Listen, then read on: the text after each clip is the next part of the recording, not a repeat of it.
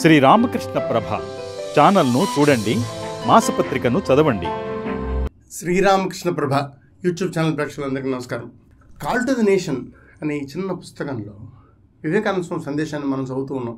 అందులో religion and ethics అనే ఒక అధ్యాయంలో ఈరోజు మనం ఒక సందేశాన్ని చదువుదాం.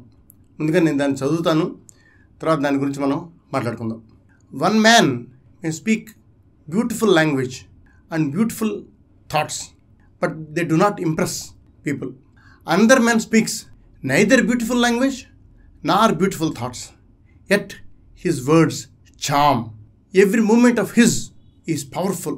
That is the power of ojas. It is only the chaste man or woman who can make the ojas rise and store it in the brain. And that's why chastity has been considered the highest virtue. A man feels that if he is unchaste, spirituality goes away. He loses mental vigor and moral stamina.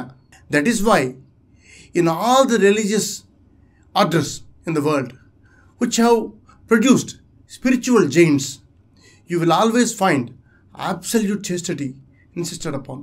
Vivekananda Swami chastity అనే దాని గురించి చెప్తున్నారు, ఓజస్ శక్తి అనే దాని గురించి చెప్తున్నారు. ఒక మనిషి ఉంటాడు, చాలా అందమైన భాష మాట్లాడతాడు, చాలా గడగడ మాట్లాడతాడు, వినడానికి చాలా బాగుంటుంది, రకరకాల మనసుకు నచ్చే మాటలన్నీ మాట్లాడతాడు. కానీ ఎందుకనో జనం ఆయన మాట వినరు. కానీ ఒక మనిషి వస్తాడు, ఆ మనిషి అందంగా మాట్లాడు, ఏమీ తెలియదు, మామూలు మాటలే మాట్లాడతాడు. కానీ ఆ మనిషి మాట్లాడుతుంటే చాలు, వాళ్ళకి తెలియకుండా వాళ్ళే ఆయన చెప్పే మాటలు వింటూ ఉంటారు, ఆశ్చర్యంగా వింటుంటారు. ఎందుకని అట్లా జరుగుతుంది అంటే, మనిషి మాటలకి అంటే మనిషి పాండిత్యానికి సంబంధం లేకుండా మనిషి అతని మాటలు ఎందుకు వింటున్నారు అన్నది ప్రశ్న. అంటే అతడి దగ్గర ఏదో ఒక శక్తి ఉంది, ఆధ్యాత్మిక శక్తి అనండి, లేకపోతే ఇంకేదో శక్తి అనండి. ఆ శక్తికి ఒక పేరు ఉంది. ఆ పేరు ఏమిటంటే ఓజస్ శక్తి. ఆ ఓజస్ శక్తి అనేది ఎట్లా వస్తుందిట? ఎవరైతే గనక శీలవంతుడైన మనిషి, పురుషుడు కానీ స్త్రీ కానీ, మంచి శీలం కలిగిన వాళ్ళు, చేస్ట్ అంటే బ్రహ్మచర్యాన్ని పాటించేవాళ్ళు ఎవరైతే ఉంటారో అటువంటి వాళ్ళల్లో ఈ ఓజస్ శక్తి అనేది పైకి లేచి అది వాళ్ళ మెదడులో నిక్షిప్తం అవుతుంది అంటారు. అంటే ఈ ఓజస్ శక్తి అనేది ఏంటంటే, మన అట్టడుగున ఉండే ఇంద్రియాలలో ఉన్న శక్తిని మనం అదుపు చేసినప్పుడు ఆ అదుపు చేసిన శక్తి పైకి లేచి మెదడులోకి వెళ్ళి అక్కడ స్థిరపడుతుంది. ఇది మనం అర్థం చేసుకోవాలి. ఏమండి, బ్రహ్మచర్యం అన్నా కానీ సత్శీలం అన్నా కానీ ఏంటండి అర్థం? అటువంటి మనుషులు ఏం చేస్తారు? వాళ్ళు తమ ఇంద్రియాలకి లొంగిపోరు. తమ అట్టడుగున భావాలు ఏవైతే ఉంటాయో, మనిషిలో ఉండే జంతు భావాలు ఏవైతే ఉంటాయో, కామము, క్రోధం మొదలైన భావాలు ఏవైతే ఉంటాయో వాటిని లొంగిపోరు. వాటికి ఉన్నతంగా వాళ్ళు పనిచేయడానికి ప్రయత్నిస్తారు. అటువంటి వాళ్ళు ఉన్నతంగా ఆలోచించినప్పుడు, భగవంతుడి గురించి ఆలోచించినప్పుడు, తమ మనస్సుని భగవంతుడికి అర్పించి వాళ్ళు పవిత్రమైన జీవితాన్ని గడుపుతూ ఉన్నప్పుడు వారిలో ఉండే ఈ ఓజస్ శక్తి అనేది పైకి లేస్తుంది. అంటే ఇది ఒకటే శక్తి. మామూలు మానవులు కామం రూపంలో అంతా వృధా చేసేసే శక్తి, ఆ వృధా కాకుండా పైకి లేచి అది మెదడులో నిక్షిప్తం అవుతుంది. ఆ మెదడులో నిక్షిప్తమైన వాడికి ఏంటంటే, వాడికి చాలా బ్రహ్మాండమైన శక్తి వస్తుంది.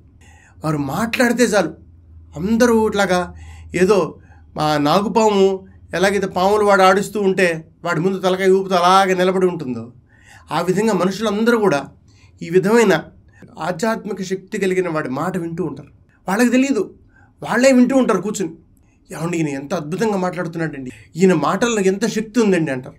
అది ఎలా కలుగుతుంది? అది ఎలా కలుగుతుందంటే, ఈ యొక్క ఓజస్ శక్తి అనేది మెదడులో నిక్షిప్తమైనప్పుడు ఆ శక్తి కలుగుతుంది. ఇది మనకి కావాలి. ఇది లేకుండా ఆధ్యాత్మికత అనేది లేదు. ఎవరైనా కనుక ఏమండి నేను ఆధ్యాత్మికంగా నేను చాలా గొప్పవాడిని అండి అని చెప్తూ జీవితాన్ని కనుక మామూలు విచ్చలవిడిగా గడుపుతూ ఉంటే అది మనం నమ్మడానికి వెళ్ళలేదు. అటువంటి వాడు ఆధ్యాత్మికుడు కాదు. తర్వాత ఇంకొక మాట కూడా వివేకానంద స్వామి చెప్తున్నారు. ఏంటంటే, ఏ మతాలు, మనకు రకరకాల ప్రపంచంలో చాలా మతాలు ఉన్నాయి, వాటి మత వర్గాలు ఉన్నాయి, వాటిలన్నింటిలో కూడా చాలా బ్రహ్మాండమైన వాళ్ళు, యోగులందరూ పుట్టారు, చాలా గొప్ప వాళ్ళు, ఆధ్యాత్మికులందరూ పుట్టారు. అయితే ఎక్కడెక్కడైతే అటువంటి వాళ్ళు కనిపిస్తారో వాళ్ళందరిలో కూడా మనం చూసే ముఖ్యమైన లక్షణం ఒకటి ఏంటంటే, చాలా బ్రహ్మాండమైన సత్శీలం, బ్రహ్మచర్యం, అబ్సల్యూట్ చేస్టిటీ, పూర్తి బ్రహ్మచర్యం.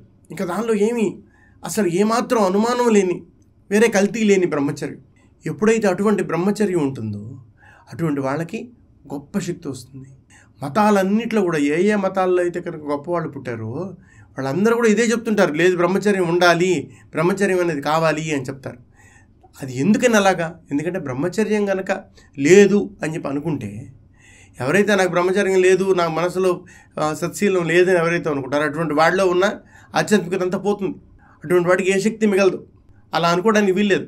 ఎవరైతే కనుక గట్టి నమ్మకంతో ఉంటారు, నేను సత్శీలంతో ఉన్నాను, నాకేమి అటువంటి నేను కామక్రోధాలకి నేను లొంగిపోను అని చెప్పి అనుకుని ఆ విధంగా ప్రవర్తిస్తూ ఉంటారు. అటువంటి వాళ్ళల్లో ఈ ఓజశక్తి అనేది గొప్ప శక్తి వస్తుంది. ఆ గొప్ప శక్తి ప్రపంచాన్నే ఒక ఉర్రూతలూగించగలిగే ఒక శక్తి. అటువంటి శక్తి వివేకానంద స్వామికి ఉన్నది. అటువంటి శక్తి ఆయన చెప్తారు, ఎందుకని నేను ఇంత బాగా నేను ప్రపంచం అంతా తిరగలిగాను, ఎందుకు ఇట్లా మాట్లాడగలిగానంటే ఆయన చెప్తారు, బ్రహ్మచర్యం. నా మనస్సులో, జీవితంలో నా మనస్సులో ఒక్క చెడు ఆలోచన కూడా రాలేదు అని చెప్పి ఆయన చెప్తారు. మనం గనక ఆ విధంగా మనం జీవించడానికి ప్రయత్నం చేస్తే, మనలో ఉన్న మంచితనాన్ని, మంచి శీలాన్ని మనం పెంపొందించుకునే కొద్దీ మన జీవితం మారిపోతుంది. మనలోకి అటువంటి శక్తి కలుగుతుంది. అది కావాలి మనకి. అటువంటి శక్తి మనకు కలిగినప్పుడు మనం నిజమైన జీవితాన్ని జీవించగలుగుతాం. తర్వాత మన వల్ల తోటి వాళ్ళకి ఎంతో కొంత మేలు కలుగుతుంది. ఇది మనం అర్థం చేసుకోవాలి. ఆ విధంగా బ్రహ్మచర్యం అనేది తప్పనిసరి. వివేకానంద స్వామి చెప్పిన మరొక సందేశంతో మళ్ళీ కలుసుకుందాం. అంతవరకు సెలవు. నమస్కారం.